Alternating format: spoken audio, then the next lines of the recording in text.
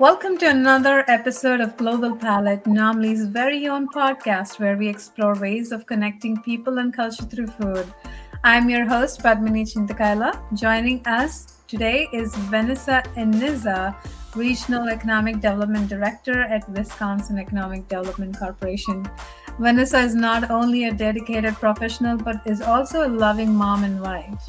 With a wealth of experiences and stories to share about different cultures and foods, we're delighted to have her join us today. Welcome, Vanessa. Thank you for having me. Vanessa, you have so much experience, not just professionally meeting people from different cultures and all walks of life, but you also have so many cultural experiences right Mhm. from your childhood. Please walk us through all your experiences. Tell us about your childhood and you were born in a different continent. Tell Yeah. us a little bit about that and your journey. I was born in Rwanda. It's a small country in Central Africa. I grew up there, just being a kid. I loved my life there, and it was a great time. We slowly had to move around a lot because of wars, that happened, but that allowed me to move into different countries in around Central Africa. So we moved around in Congo and then moved to Uganda a little bit. Then I kind of settled in Kenya for a little bit until, our home land was a little bit secure. Um, then when we returned, it was just my family, my parents took us to Belgium, where I basically had my teenage years there. Um, so we've moved around a lot, and in Europe, I had the chance to grow up a little bit in the Netherlands and then in Belgium, majority of my life Oh my anyway. gosh. And then I studied abroad in Spain for 1 year. And, once you do that, you just want to keep doing it. So then I Yeah. had to do US Yeah, of course. during my grad program. And, I came to the US and met my husband. And, a few years later, here we are in Wisconsin and with my husband and two kids now, two boys. So, Oh my gosh, that's an amazing journey, truly and yeah. figuratively. You're a total globe trekker. Yeah. Think of the global map and think about all the places that you've literally mentioned. You were like Yeah. everywhere in Africa, Europe, and United States. Yeah. So when you were moving, Vanessa, like you, I'm assuming had enough time to like learn a little bit about each of those cultures and traditions and food in Yeah. those places you were living in. Talk to us Yeah. a little bit about that. So growing up, I was, my mom would make us food, and we had a loving nanny too who would just like make us food, and it was the Rwandese food is traditional like stews or like what we call fufu, um, Mhm. and meat, but there wasn't a lot of like breads and things like that in our main course. It was like oatmeal. It was, and I hated it as a kid. But they had also like sorghum flour type of thing where we used to have that for breakfast, and I hated it too as a kid.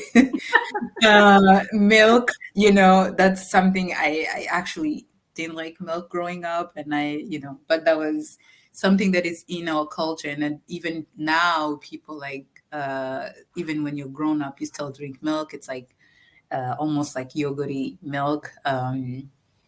I think it's called dahi with you guys, but in Mhm. um, I don't know how they make it, but they find a way to make it thick, and people love it. And that's like my a little bit of my childhood.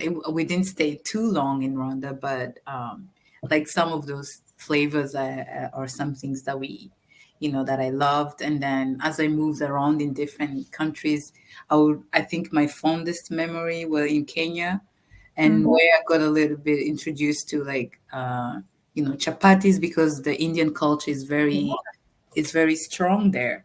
Yes. And so they had an introduction to chapatis, and then they have also like their food, their type of fufu. Like we use cassavas, they use Yeah. like corn, and so Sure. that was like also different. And they we I was in a boarding school, so sometime it was like very like Monday to Friday type of same food.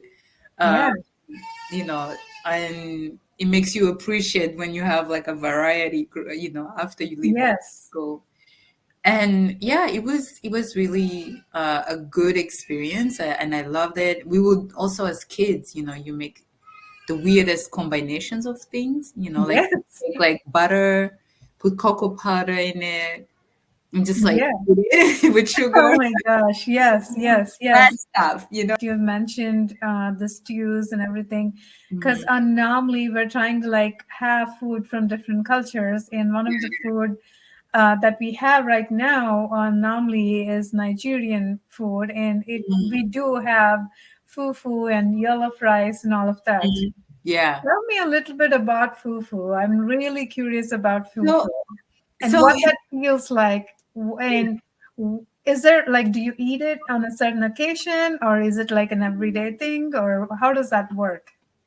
in certain cultures, I mean, in different countries, it seems like I feel like most, po- I mean, I won't speak for all African, but like majority of African countries have some sort of fufu, Yeah. and it's either with corn or semolina flour or with cassava flour or a mixture of both. And as I told you, like when I was growing up, we had cassava, and it's like a little sour, not sour necessarily. I don't even know how to describe the flavor, but it's unique. It's you're not just gonna be like, oh, Hmm. I love it, immediately. Sure. You kind of have to grow. It's what you combine it with. Sure. Yeah. Um, and so yeah, and in Kenya they had like the corn flour, so that's like more like bland also, and not Hmm. there wasn't any type of I don't know how to describe it, Yeah. but Would you say it's a more dough-like consistency, or would yes, you like, yeah, yes, dough, yes. right? And then the cassava flour is very like elasticy, I would say, Mm-hmm. and very sticky. Mm-hmm. So yeah. But then, in some other Congolese culture, for example, they would mix the semolina flour, uh, Mm-hmm. and then maybe with some corn on it. And then, Mm-hmm. as my mom, for example, moved to Belgium, she started mixing. So she will mix a little Sure. bit of the cassava flour with the semolina to make it a little bit like less heavy, because hours when you eat it, you just want to take a nap. you know, Oh, wow. it's heavy. Definitely sounds like a Yeah, comfort food then. it's heavy, but we loved it. We loved it. We eat with what we call sombe, which is like cassava leaves, Mm-hmm. and it's just amazing, full of iron. And you can mix it with meat if you want, or other vegetables.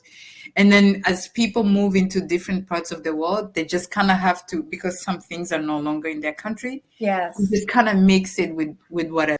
So when you guys moved to Europe, right? Like how you did say that your mom started to incorporate different things because you didn't always find all the ingredients to needed to make it in a traditional way. Yeah. So how did that uh, food making situation evolve over time? Like, did you guys like make your own recipes? Like, how did that evolve when you made to move to Europe?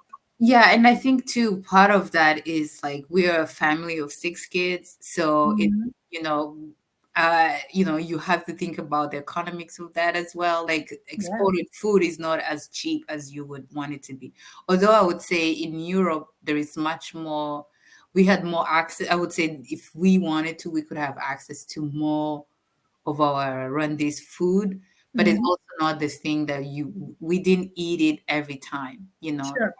So it was occasionally we will have it. My mom will make like not plantains, it's bananas, green bananas, and they're not plantains, they're different. So, Mhm. but Okay. they're long too, but they have their own flavors. And then she will once in a while get those, or like fufu. Like we had this thing Friday, Sundays was like Sunday fufu day, where we'll have Mm-hmm. when beans made in a way that we would eat it at home back home. Sure.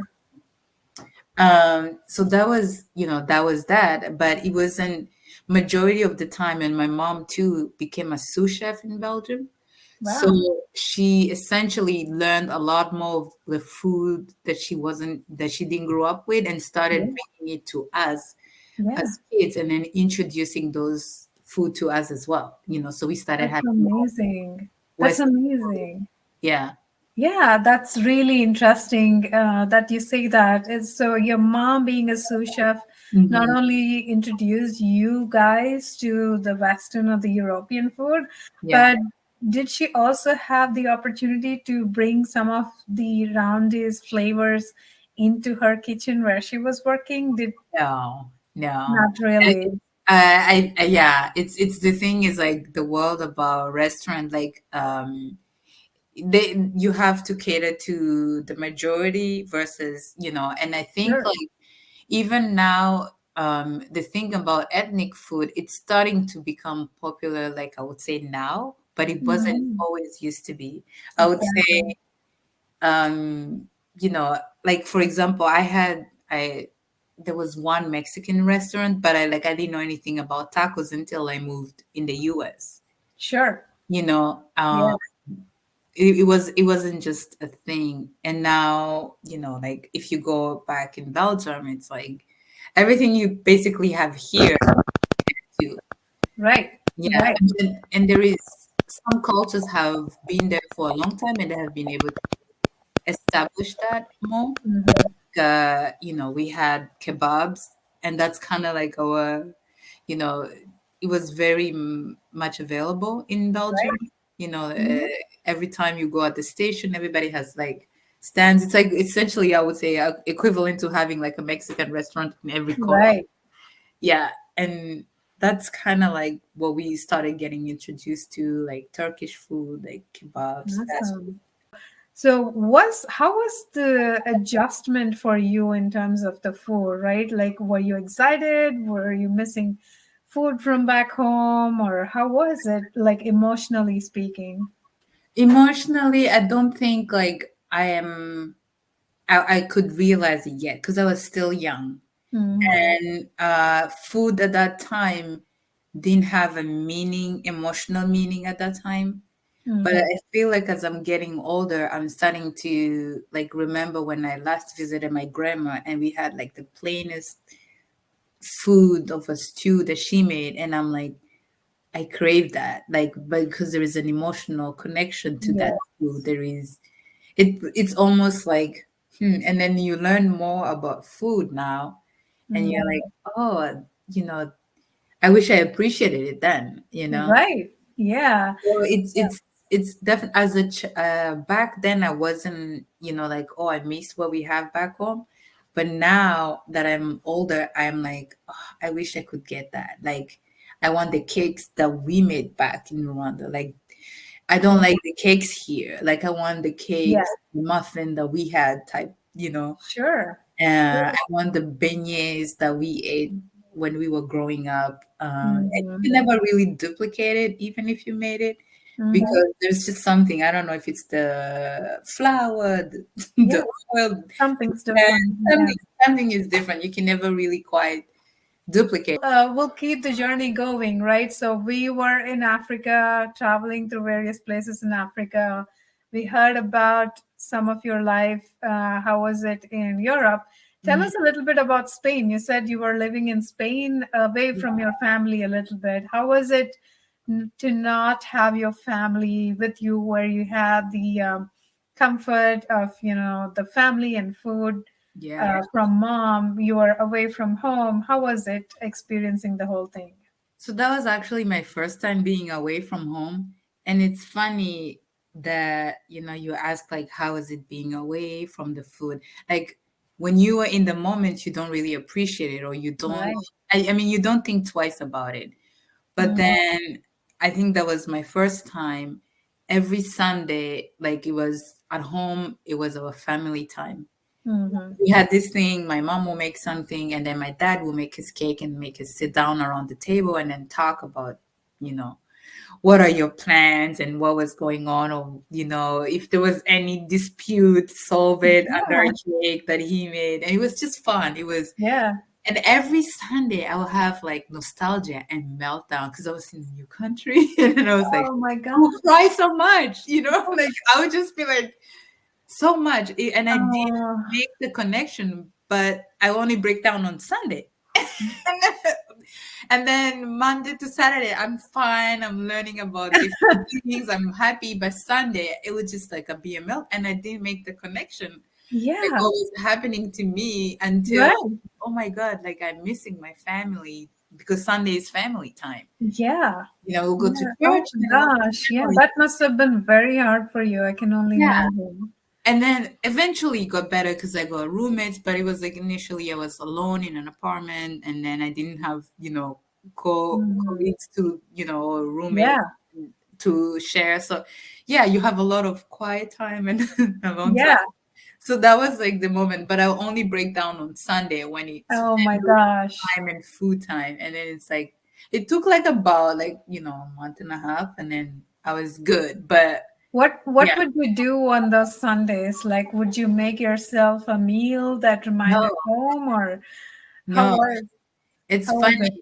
It's funny. I When I'm alone, I don't think about food so much. I just eat Mm, it there. right.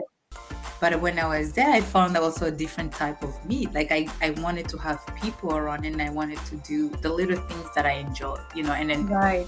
have them and share with them, So Mhm. it's funny. I found that aspect of me there too, that I would say, hey, let's connect through food. And I Yes. know people like to eat, and then just it's a good way to connect. And then I'll invite. It's not cooking is not my thing. I don't love it, but I know how to do it. But Right. then I learned there that this is how you can have people sit around the table and create that Yeah. family atmosphere.